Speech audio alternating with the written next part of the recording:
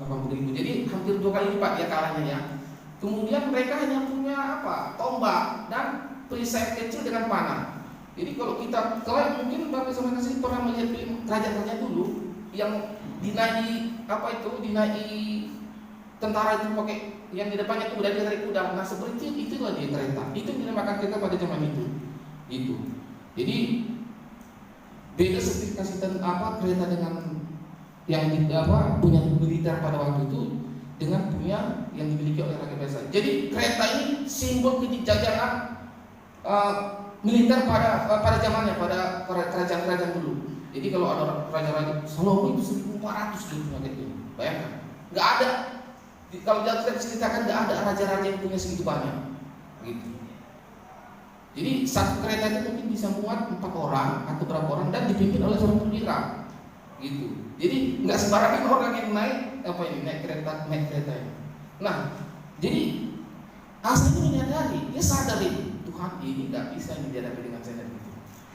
Tapi dia nggak kalah, dia nggak ceroboh, terus dia itu nggak konyol. Apa yang dilakukannya? Di ayat 10 diceritakan, lalu Asa maju menghadapinya, mereka mengatur barisan perangnya di lembah jelata dekat Maresan. Artinya dia sudah keluar dari tempat dia yang dibangun tadi itu. Ini kan dia sudah sekarang sudah di luar dia katanya sudah di lembah jelata. Dan dia nggak menghadapi itu. Dia nggak langsung menghadapi pasukan yang begitu besar, gitu. Jadi dia tahu dia harus mengadu kepada siapa. Dia sadar itu aku harus cari bantuan sama siapa. Aku harus mengadu dan meminta pertolongan pada siapa. Nah, di ayat 11 di situ diketahui, kita sama-sama mengetahui bahwa langsung dari keluhan seruan si Asa itu memang dia nggak bisa menghadapi itu. Katanya itu kan, kita lihat ya, saya akan baca ini ya. Kemudian Asa berseru kepada Tuhan Allahnya, ya Tuhan, selain daripada Engkau tidak ada yang dapat menolong yang lemah terhadap yang kuat. Tolonglah kami Tuhan Allah kami, karena kepadamu lah kami bersandar, dan dengan namamu lah kami maju melawan pasukan yang besar jumlahnya ini. Jadi pengakuan itu keluar dari mulut sendiri lewat seruannya kepada Tuhan. Jadi dia tahu ini nggak mungkin dikalahkan dengan pasukan yang ia miliki. Untuk itu dia berseru, dia berdoa kepada Tuhan, dia minta pertolongan kepada Tuhan supaya Tuhan membantu orang itu, menolong orang itu. Karena katanya kan, dia percaya, Engkau Allah kami, jangan biarkan seorang manusia mempunyai kekuatan untuk melawan Engkau. Dia tahu jika Tuhan atau Allah berpihak kepada kami, ini yang banyak ini bisa kami kalahkan. Nah, setelah dia berseru kepada Tuhan, apakah Tuhan memberi kekuatan atau memberi kekuatan kepada mereka untuk melawan itu? Enggak. Kita lihat proses kemenangan mereka. Kita baca sama-sama ayat 12. 1, 2, 3 ya. Dan Tuhan memukulkan orang-orang Ethiopia itu di hadapan Asa dan Yehuda. Orang-orang Ethiopia itu lari. Jadi Tuhan dulu yang mengacak-acak itu, mau berapi formasi perang orang ini, siapa tadi di Sisera ini, dengan alutsistanya yang begitu dahsyat, alat perang yang begitu hebat. Jadi Tuhan campur tangan dalam peristiwa atas kemenangan orang Sisera ini, orang Ethiopia.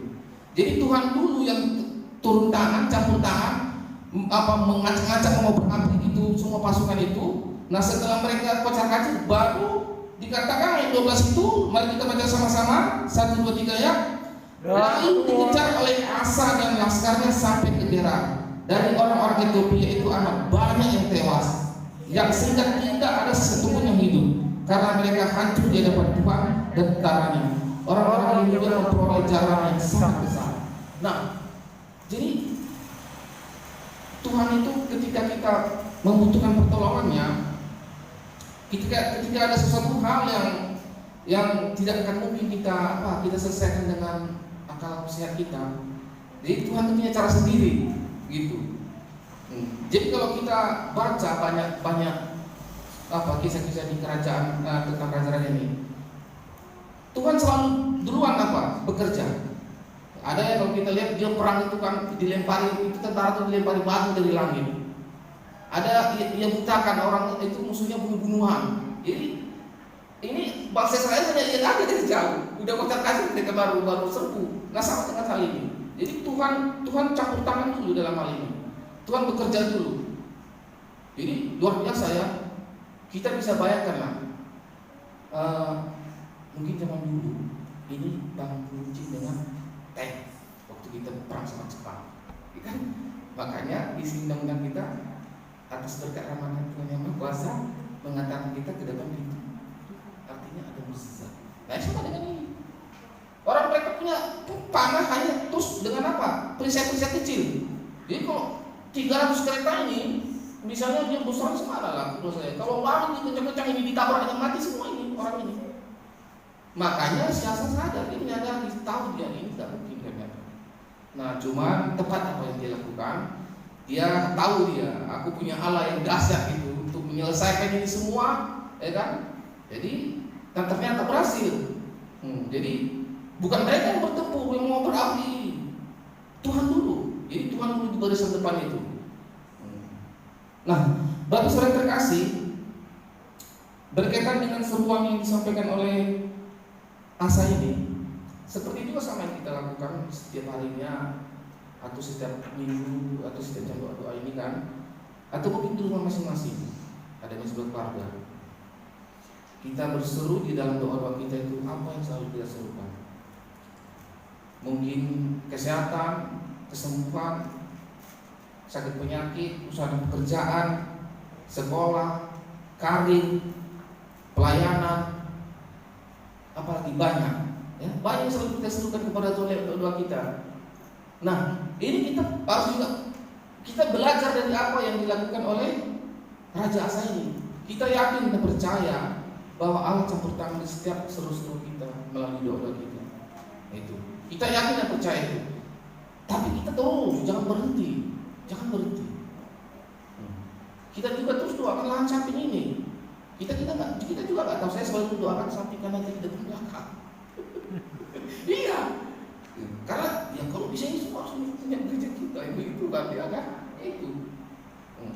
Kita bawa terus dalam doa. Bagi Tuhan tidak. Iya, loh, Bapak Saudara terkasih, mungkin sini sudah banyak tahu. Semua udah tahu. Kita kan cuma 3 juta uang kita. Ini berdiri. Jadi proses kita mempunyai gereja ini rumah ini ada lewat seseorang kan yang murah hati, yang dermawan. Nah itu kita tahu sama-sama gitu. Dan juga kita percaya bahwa kelak suatu saat kita akan miliki lahan samping. Saya yakin kita percaya. Jadi bagi saudara yang terkasih, saya coba pinjam ilustrasi dari sebuah hamba Tuhan yang pernah melayani di sini. Namanya Pak Jambi Barus kalau nggak salah ya, Pak Jambi Barus. Jadi dia pernah mengutarakan lewat pengembalaan di sini kemarin itu kan waktu termimbar. Ilustrasinya seperti ini. Mungkin kalau salah saya bisa dikoreksi. Jadi ada sebuah gereja di suatu kampung atau sebuah desa seperti inilah. Jadi di depan itu ada bukit yang besar, bukan gunung, bukit. Bukit itu besar, mungkin kayak seperti gunung. Jadi saya kurang tahu apakah bukit itu menghalangi view dari gereja itu atau menghambat akses mau ke gereja itu. Begitulah kira-kira. Tapi yang jelasnya ada bukit menghalangi gereja itu. Nah, apa yang dilakukan oleh jemaat dengan gembala sidangnya? Mereka berdoa dengan tekun supaya gimana caranya gunung itu pindah, supaya jangan ada lagi gunung, tidak ada yang menghambat pemandangan view dari gereja itu ke depan sana, gitu. Atau supaya akses ke gereja itu cepat gitu, dapat dengan cepat dijangkau orang, gitu. Nah Tuhan jawab itu, hilang gunung itu, bukit itu hilang. Bapak Ibu Saudara terkasih, ada yang tahu proses hilangnya gunung itu, bukit itu, ada misinya? Hah? Sepeser pun jemaat itu nggak mengeluarkan duit. Iya, sepeser pun. Jadi ada developer, pengembang, mungkin ada proyeknya, mega proyek dia kan, mungkin ada yang bertimbun, dia beli mungkin itu, dikerok, hilang itu. Nah, jadi Tuhan punya cara untuk menyelesaikan masalah yang nggak mungkin kita punya cara. Itulah. Sama ini juga kita yakin. Loh, mana tahu ada anak hamba Tuhan yang apa? Donatur yang bantu kita untuk memiliki ini. Yakin, saya yakin juga seperti kita dengan netizen. Kalau untuk pekerjaan Tuhan pasti didukung Tuhan. Pasti. Amin. Itu dia.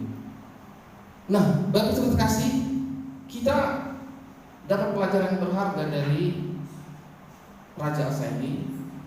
Jadi dalam keadaan apapun, situasi apapun yang mencekam atau yang mungkin tidak dapat diatasinya dengan fisiknya, kekuatan apanya, dia tahu harus kemana dia mau mengadu, harus kemana dia bersandar gitu. Dia tahu ada satu sosok yang dapat menyelesaikan ini semua, gitu. Jadi Bapak Ibu kasih, kita sangat percaya bahwa bagi Tuhan itu tidak mustahil. Ya, bagi Tuhan itu tidak mustahil.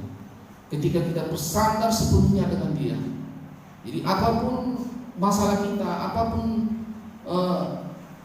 rintangan, problema kita, mari kita serukan kepada Tuhan melalui doa kita pada malam hari ini. Gitu. Baik itu program gereja kita, target-target gereja kita, kehadiran jemaat, segala macam lah. Itu kan selalu kita serukan kepada Tuhan melalui doa-doa kita. Kita yakin itu pasti terjawab. Gitu. Jadi kita percaya bahwa ada cara Tuhan. Ya, kita juga nggak tahu, ya.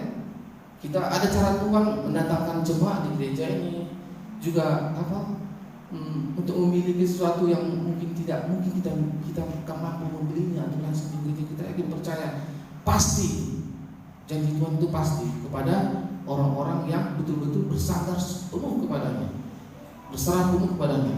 Dan kita akan terus menyerukan ini lewat doa-doa kita seperti Asa ini, ya. Jadi dia yakin, tahu Tuhan, tolong kami nggak mampu. Gitu. Kita pun nggak ingin Tuhan, kami nggak punya duit beli lagi. Tolong bantu kami Tuhan, itu kerinduan kami Tuhan. Pasti Tuhan jawab itu. Nah, Bapak Ibu kasih, itu saja firman yang saya bagikan kepada Bapak Ibu kasih. Mudah-mudahan ini bermanfaat bagi kita, menambah semangat kita untuk terus datang beribadah di jam doa ini, untuk terus kita memanjatkan, menirukan doa-doa kita, seru-seruan kita terus melalui doa-doa ini. Apa yang selama ini kita pergumulkan, cita-citakan, kita rindukan, itu kita serukan di dalam doa-doa kita pada malam hari ini. Terima kasih Bapak Ibu terkasih. Mari kita bersama-sama berdoa. Bapak terkasih, Bapak dalam Kristus, demikian firman Tuhan yang sudah Abang sampaikan kepada jemaat di sini, kepada saudara hamba di sini, Tuhan. Kiranya